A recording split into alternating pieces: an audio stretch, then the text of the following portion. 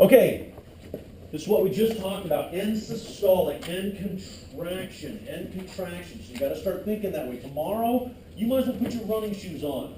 Be prepared to get up and go to the board, be prepared to work with other people in the classroom, be prepared. Because it's the only prepared you're going to get before we go into the test.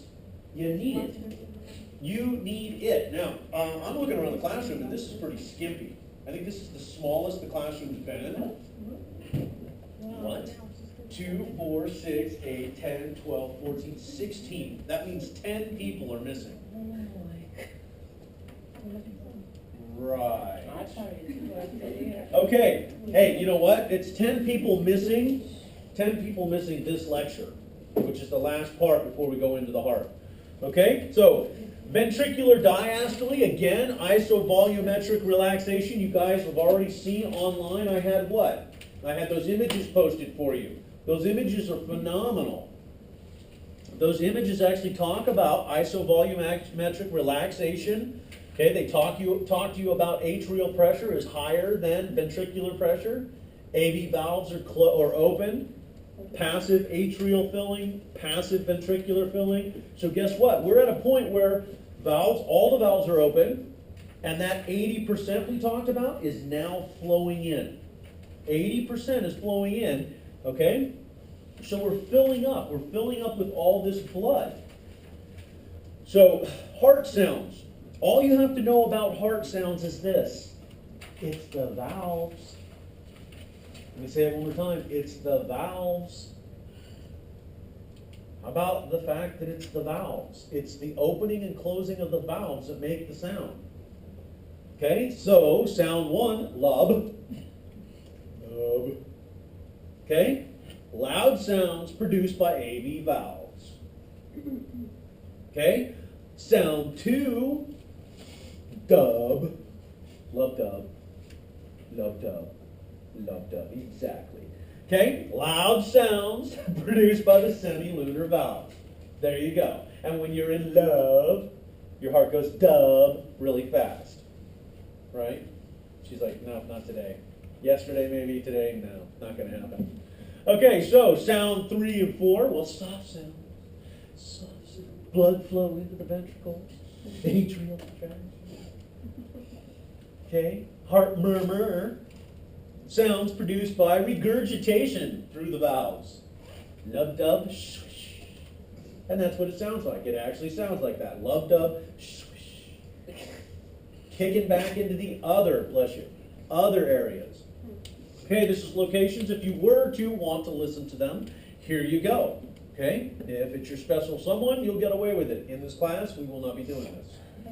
Okay, too close to your bits and bobs. All right. So here you go. Look at lub, extra B, dub. Dupe, is it dupe? Dub, dupe, lub dupe. Maybe it's a different heart. Lub dupe. Yeah, lub dupe. All right. So the relationship between sounds and the key events in the cardiac cycle. You guys already have this available to you. A better one. The one that's online right now is way better than this. It's a lot cleaner and it has everything associated with it. Do you need to know all of this? You do. But let me add one thing. Electrical activity, then something occurs. Electrical activity, then something occurs. One more time. Electrical activity, and then something occurs. What do I mean by that? Okay? Quack, raise your hand up in the air. There we go. That's what I mean. I'm the electrical activity that's stimulating her to raise her hand. Did it happen at the same time? No. You have to send the electrical activity before something will occur. And so the stimulus, raise your hand, she raises her hand, something occurred. It has to happen first. It cannot happen at the exact same time. There has to be some type of delay.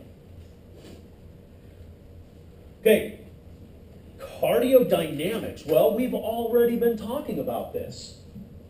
Okay? We put a lot of emphasis on this. The movement and force generated by cardiac contractions, dynamics, up and down, love and dub, contract, relax, love and dub, dynamics.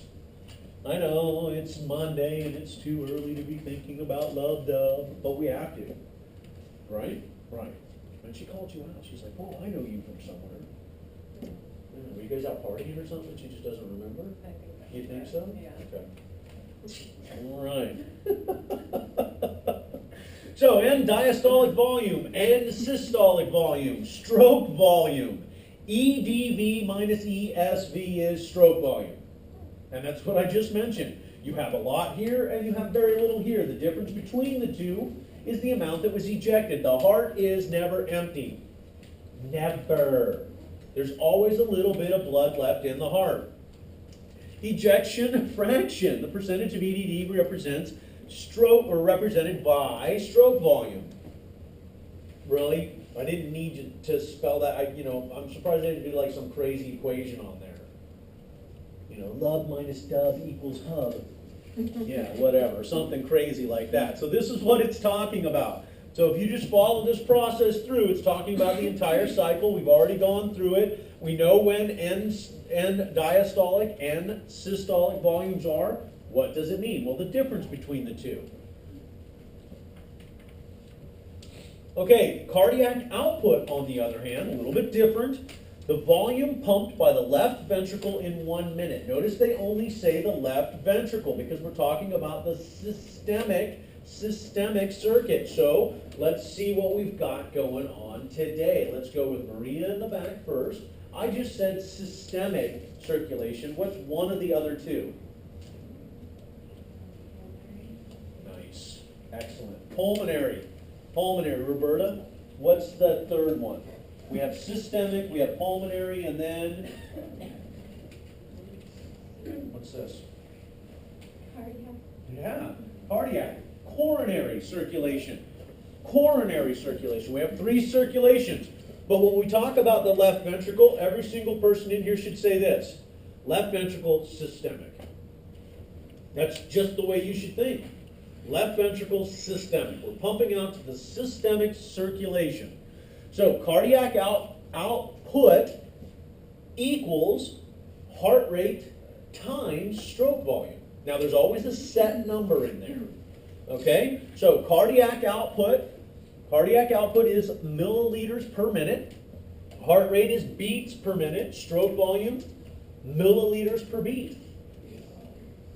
Pretty simple. It's not chemistry, it's mathematics. No, it's not. It's chemistry. I didn't ask you what the composition of the blood as flowing out of the heart was, so I know. Whoa, stop talking. Factors affecting cardiac output. Well, cardiac output adjusted by changes in heart rate and stroke volume. How much volume do you have and how fast is your heart moving? Okay? So, Amina, when you're just feeling happy and the birds are out, and you have all your friends around you and everything like that, your heart's doing this, right? So what's your stroke volume? Is it? Oh, high. Yeah, because you're pumping out more. You're pumping out more. Now what happens if I tell you you and only you have a 100-question test right now and you have to complete it before the end of the class? What's your stroke volume? Yeah, because you're beating faster than you can fill. If you're just happy and your heart's doing this, and you're like, this is great. Yeah, it's a normal stroke volume. Okay? But if you're frightened and your heart's beating so fast that it doesn't have time to fill, you actually reduce the amount of time it fills so you have less stroke volume. Less time filling, less volume going out. Okay, now there's a difference between being completely startled where your heart's beating out of your chest and exercising. There's a huge difference between the two. Exercising, are we squeezing skeletal muscle and breathing heavy? Yeah, so we're actually circulating blood faster. Okay, so factors affecting heart rate, autonomic innervation and hormones. What's the hormone that's going to speed up your heart rate? No one? Epinephrine. is going to speed up your heart rate. Something poetin is going to create more red blood cells. Okay? Yeah, epinephrine's going to speed up your heart rate. You bet it is. Okay, so there's our hormone right there. Factors affecting stroke volume. Well, end diastolic volume and end systolic volume. Okay? End diastolic volume. End relaxation volume. That means at the end of your relaxation, how much volume do you have in there? A lot? What if you don't have a lot of time to relax? That reduces the amount of volume that's in there. Let me say that one more time. End diastolic volume, end relaxation volume. If you don't have enough time to relax, you don't get the full amount of the volume you need. Less volume means less output. Okay, autonomic innervation, well, vagus nerve. We already know that because it's going to do what? It's going to either speed up or slow down the heart rate. Sympathetic, epinephrine, speed up. Parasympathetic, it's going to slow it down. Okay? So, autonomic innervation, well, blood pressure, baroreceptors, cardiac centers, okay, atrial, oxygen and carbon dioxide levels, chemoreceptors, all of these are going to tell our heart to do something. Okay, if you have high blood pressure, guess what we're going to do? Tell your heart to slow down. Because if you slow down the flow of blood, don't you slow down the pressure? Yeah. If you have high blood pressure, what's your blood vessel going to do? Constrict or dilate? If you have high blood pressure, what's it going to want to do? It's going to want to dilate. Fantastic. If you have high blood pressure, your heart rate's going to slow down and your blood vessels are going to want to dilate. We want to reduce the pressure. If you have high blood pressure, okay, your body's going to say, heart, slow down, slow the amount of blood that's going to the high blood pressure, and dilate so we can reduce the pressure. If you have low blood pressure, you're going to want to speed your heart rate up, get more blood out there, and constrict so we can build up pressure. Okay, and this is your body saying, this is what I want. I want to do this. High blood pressure, I want to dilate and slow down. Low blood pressure, I want to speed up and constrict. I want to do this. Put that word want in there.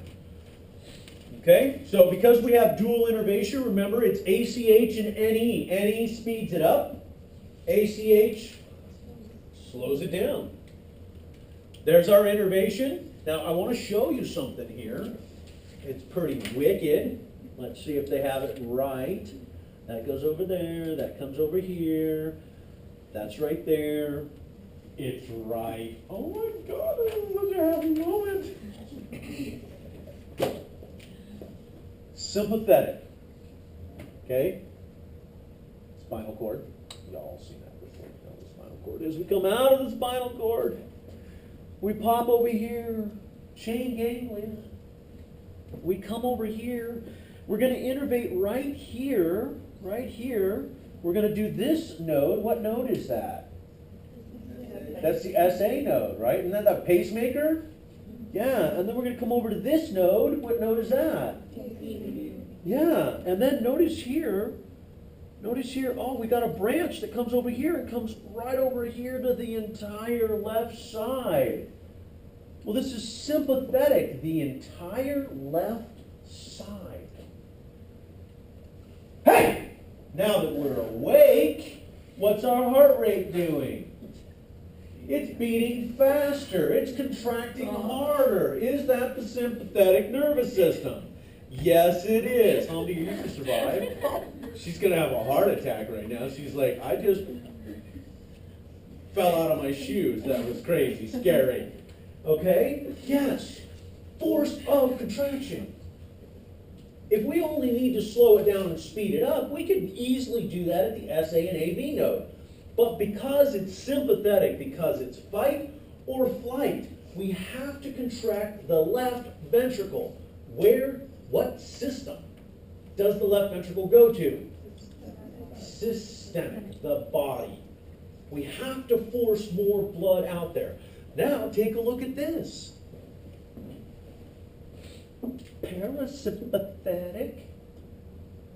Oh. AV node and part of the bundle branches. AV node and part of the bundle branches. All we're doing is slowing it down. Do we need to come over here to make it contract harder? No. No, all we need to do is just go to the nodes and say, hey, you know, let's slow down a little bit. Yeah. Just relax. Yeah, take it easy. You okay? Yeah. Heart rate recovering? Because that was some craziness. You came clean out of your chair. That was awesome. That was so cool. I wish the camera was facing that way. That would have been awesome. Like, look at her jump. I would rewind like 20 times. That's like a good YouTube video. When you rewind it like 20 times, you're like, oh my gosh. Yeah. Okay, effects of the SA node. Well, guess what? It's the pacemaker cells. All right, rate of spontaneous depolarization depends on resting membrane potential and rate of depolarization. So there you go. And this is just repetition. We just saw this. We saw this at the beginning of the heart. Effects of SA node, well, sympathetic and parasympathetic stimulation. Do we want it to speed up or do we want it to slow down? Yeah, nothing big. And you guys, this stuff you guys should already know. You guys should remember this right here. ACH on skeletal muscle does what? Excitatory. Always excitatory. You bet. But on cardiac muscle, it is inhibitory. It's going to slow the heart down. NE on the heart, it's going to speed it up. Okay? And right now, Humdee's is like, she's trying to break down that NE. She's trying to clean it out of her system. Her feet are probably trembling. Yeah. Awesome. You know what's funny is you're just sitting there like, I was scared, but seeing all the attention's on her, I don't have to worry about it. This is awesome. I know, and then I call you out on it. Great. Okay, sympathetic speeding up, parasympathetic slowing down. That's all it's doing. Okay? And that's what these charts are showing you. I know, charts this early in the morning. You guys want me to go back and get the toothpicks? Yeah, you can actually go like this and hold your eyelids open so you can stay awake in class. Yeah, because you guys are, you're like,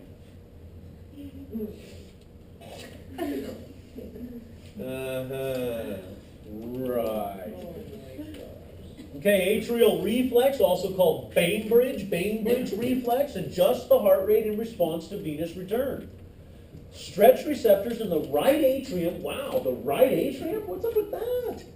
The right atrium trigger increases in heart rate. So guess what? When you're doing this, your lungs are beating. Your lungs are actually inflating and contracting. Okay, your lungs are doing this faster and faster and faster, creating more pressure, which means our venous return goes up. Now, because you're using your legs and your arms, you're actually skeletal muscles squeezing like this. Squeezing and squeezing, and guess what your venous return is doing? More. And if there's more stretch. If there's more stretch, there's more contract. More stretch means more blood. More blood means more contract. When does it usually happen? Through increased sympathetic activity. Okay?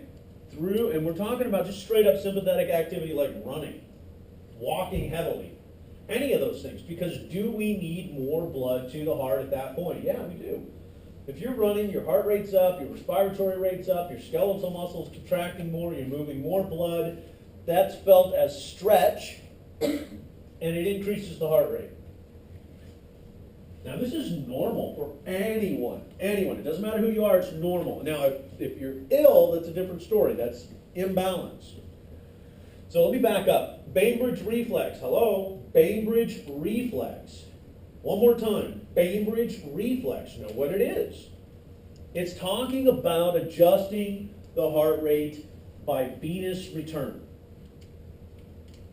Okay? So, Mohammed, really quick, buddy, pal. What are the two main vessels There are three, but what are the two main vessels returning blood to the right atrium? Right atrium. What vessels are returning blood there? I know I caught you off guard, but hey, you know what? You're the only male in the classroom. Returning it to the right atrium. Roberta, you want to help him? I know you already did a question, but you're right next to him, so why not? I'm literally up there right now. Oh, okay. There we go. Superior, inferior vena cava. Then we have that what? That sinus. Remember that big sinus that also dumps in there? You bet. I know. Don't worry. You and me, same thing. I have to start at A when I'm doing the alphabet. Like, what's after J? I don't know. Like A, B, C, D, E, F, G. Yeah. I start over every time. How about M, Phil? I'm like, I don't know. A, B, C, D, E. Okay. Hormonal effects on the heart. Okay, yeah, it's increased heart rate, epinephrine, norepinephrine, and a little thyroid hormone. Okay, factors affecting stroke volume, EDV. If you have less EDV, you have less stroke volume. Okay, amount of blood a ventricle contains at the end of diastole, filling time.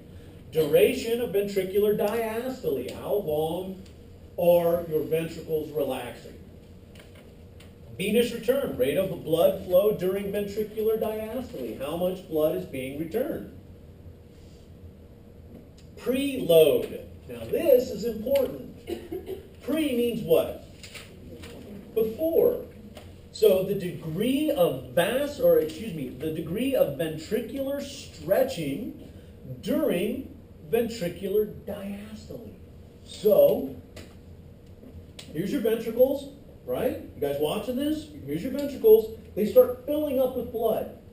Filling up, filling up, filling up. Stretching. That's what they're talking about. Preload. How much is loading up in there? How much do we have? Let's do it one more time. Degree of ventricular stretching during ventricular diastole. We're relaxing. Notice my hands are closed. We're relaxing. Preload. Filling, filling, filling, stretching. What can I do now? I can contract and get rid of it. Yeah, you bet. So preload is how much stretching of those ventricles are we getting? Because if we're stretching like this and we got lots of blood, we've got a lot of blood we can contract. What if we do this? Is that a lot of blood? We can contract, but do we have a lot there? No. EDV and stroke volume at rest. EDV is low. Okay. Myocardium stretches less. Stroke volume is low. So they're just saying at rest we don't have to fill up as much. We only need to fill up a certain amount. We're not stretching the heck out of it. Just enough to get us by. Right? Like right now. We're mentally alert just enough to get us by. Like I'm sitting in class. EDV is 3 letters.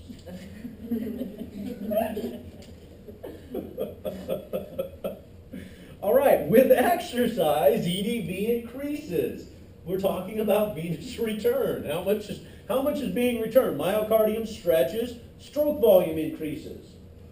So the faster you go, the more you get. Now, if you go too fast, do you have enough time to fill? No, you don't. Okay, Frank Starling principle. I want like a Philip Benson principle, that says Monday mornings students are tired at 8 a.m. That's like a principle. Next time I will bring coffee and donuts in and get you wired. That will be awesome. Like 2 dozen Krispy Kremes with some high octane Gojo. So physical limits, and this is what we're talking about. So as end diastolic volume increases, stroke volume increases. So increase. But physical limits. Ventricular expansion is limited by myocardium, okay? Cardiac fibrous skeleton and pericardial sac. pericardial sac. What we're talking about is the visceral and parietal pericardium. It will limit the expansion of the heart. It can only go so big. Now the makeup of the heart and the myocardium. Okay? Now, let's go back to 241 for a second. I want everybody to put their pencils down, sit up straight. Come on, sit up straight. Straight up in your chair. Come on, sit up straight. Come on. Okay, here we go. Here we go.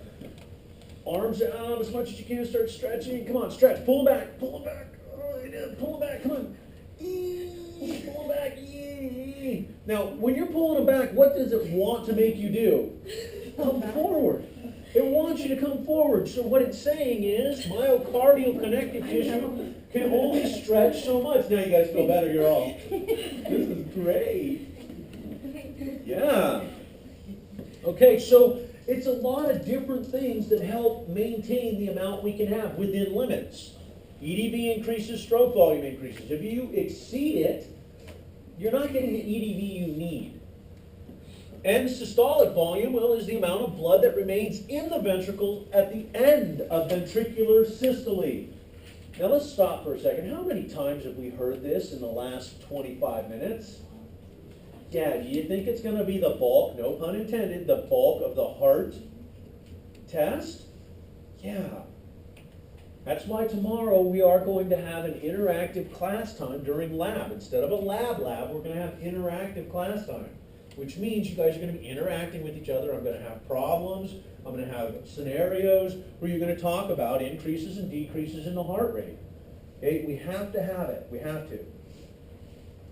Now, 3 factors that affect it: preload, contractility, and afterload. Stretching, diastole. We already know preload. Okay, here's our preload. Okay, we're stretching. Yeah, blood. Contractility, the force produced by contraction at a given preload. So here we are. How much can we contract? Okay? Next one, afterload. Tension the ventricle produces to open the semilunar valves and eject it. So, remember, phase 1, all valves are closed. You guys remember that? Phase 2, which valves open? They open? Which valves open in phase 2? SL. Afterload. Okay? The tension the ventricle produces to open the semilunar valves. Phase 1, we're filling, we start to contract, but everything's closed. AVs are closed, SLs are closed. Okay? AV and SL are both closed. We have to overcome the SL. So, Lucy, why do we overcome the SL and not the AV during that time? So all valves are closed, we're contracting. Why can we open the SL at that time but not the AV? The blood flow goes out, yeah, but why aren't the AV valves opening? Who just said it? Right up front here. Nice and loud. It was you, one of you two. You said so. You said AV, but it's not AV, it's No, hold on a second. Who just said it? Was it you? Chordae tendineae. Yeah, at this point, the chordae tendineae, during afterload, the chordae tendineae is holding the AV valves closed. So what valve's going to open? The SL. Yeah, the SL. Crazy, but yeah. So you are correct by saying that, but you're correct in saying that I said the only ones that are going to open are the SL. Why won't the AVs open? Papillary muscle and chordae tendineae. Papillary muscle and chordae tendineae. It's going to prevent them from being flipped open. Well, contractility is affected by autonomic activity and hormones. How much are we contracting? How many hormones do we have? Well, you know what? We could skip over this because all it is repetition. What does epinephrine do? Speed it up. Contract, contract, contract. Parasympathetic, on the other hand, relaxes. Hormones. Hormones affect heart contraction. Okay? Afterload is increased by any factor that restricts arterial blood flow. So as afterload increases, stroke volume decreases. So what if, it's saying afterload, what if the blood vessels, here we go, okay, remember, let's back up. This is really cool. Afterload, tension the ventricle produces to open the semilunar valves and eject blood. We're pushing against the SL valves to go out, right? Pulmonary and aortic. We're pushing against them to go out. We're pushing against them to go out. What if there's something that prevents us from pushing against them to go out? That's interesting. Come with me. Yeah, come on. You got your tennis shoes on. This is good. Come on. Okay, you guys are the heart. Okay? You guys are the heart. She is the left ventricle. This is the SL valve. Normal contraction, she just do this. Okay? So go ahead and do that. Normal contraction. She opened the SL valve. What if something is blocking, creating intense pressure on the outside? You ready to do this again?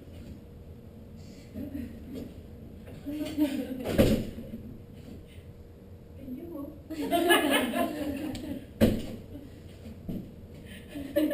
How much more force did she have to generate to open that SL valve? So what if you have high blood pressure? How much more force do you have to push to open the SL valves now? How much force did she have to get the blood out of the heart? Way more. Increased afterload. High blood pressure is a perfect example of that. High blood pressure is a perfect example of that. You've got high blood pressure out here, okay? It creates a ton of pressure. How much more effort does it take to get that blood through that SL valve and out into the heart? Notice I said left ventricle because that's going to be the primary target. Yeah, how much more did it take to get out there? And how much effort did you have to push that door open? Okay, so I was high blood pressure, and she's like, oh, get the blood out of the body. Yeah. Preload, stretch. Do we have enough? Contractility. Can we contract? Afterload. Well, the amount of effort it takes to get through that SL. If there's something on the other side, are we going to get through it easily? No. Wow. Okay. I just got dizzy. That's a heck of a. What is that's it? What? That's craziness. Please try another way to learn it. Because that's insane. Wow. Because I can see how you guys are going to explain this. Desiree, you're going to go to the hospital, they're going to explain, tell me about afterload. And you're going to be like, well, the arrow goes down and it meets up with contractility. And contractility is limited because, well, there's something after the arrow that's after the SL valve, and then something happens. Stroke volume. This is out of control, yeah. Think about it in this sense. Are we filling up properly? Can we contract properly? Is there a lot to push past on that SL valve? If you're healthy, no. Opens it and your heartbeat is fine. Okay? A summary. We need a summary after that. That was a heck of an image. We need a summary now. Okay, the control of cardiac output, well, heart rate factors. Autonomic nervous system is going to automatic, right? So sympathetic and parasympathetic. Sympathetic speed up, parasympathetic slow down. Circulating hormones, well, we know the hormones that are circulating around and the causes that they can have. Venous return and stretch receptors. Venous return and stretch receptors. How much blood are we getting back and how much are we overcoming? What's the name of a stretch receptor? Arrow. Fantastic. Yeah?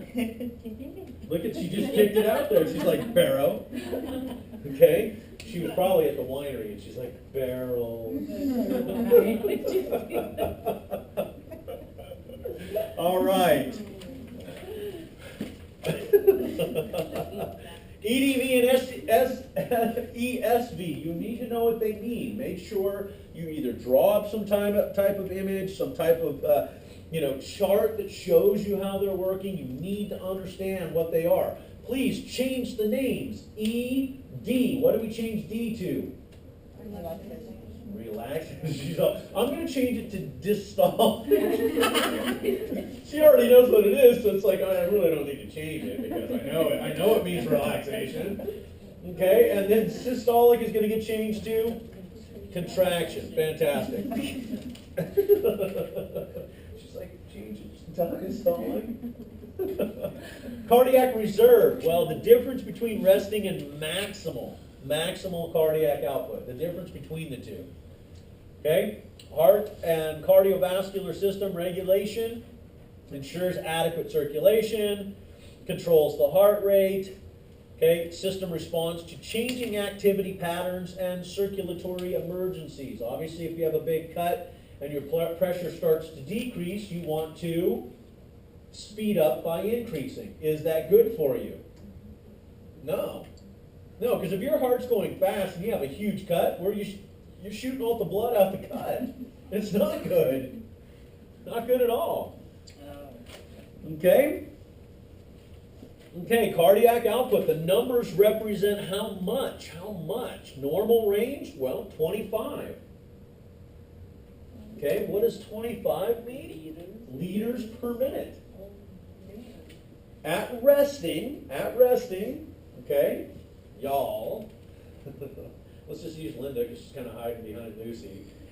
She's all, I'm going to duck so he doesn't call on me. Lucy's like, I'm out of the way. Okay? You have 4 to 5 liters of blood in your body. It's a math problem. You have 4 to 5 liters of, so let's just stick with the 5 to make it easy. Okay? So it says there 25 per minute. So how many times did you circulate your entire body's blood supply through your heart? 5 times. She just circulated her entire blood supply through her heart 5 times in 1 minute. Reality check. If you have 5 liters of blood and you have 25 liters going through per minute, you've circulated it 5 times. Now, trained athletes are going to come in up here. Okay? Notice trained athletes. That's not you using the staircase. That's someone, running 50 marathons in 50 days. Trained athletes, and he actually did it. I think he was almost 40 years old, too. Ran 50 marathons in 50 days. Wow. Yeah. I can get the name. The guy, craziness. Okay, so factors affecting heart rate, factors affecting stroke volume. Well, we just talked about this. All it's doing is giving you a chart to put things into. Okay? Delayed return, vasoconstriction, vasodilation.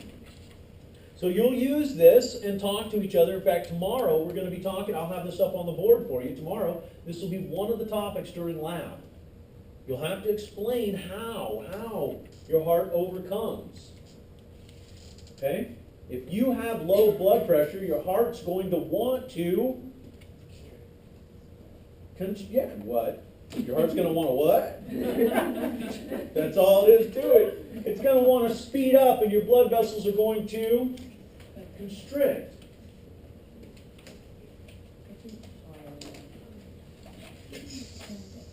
I know, let off the pressure, right?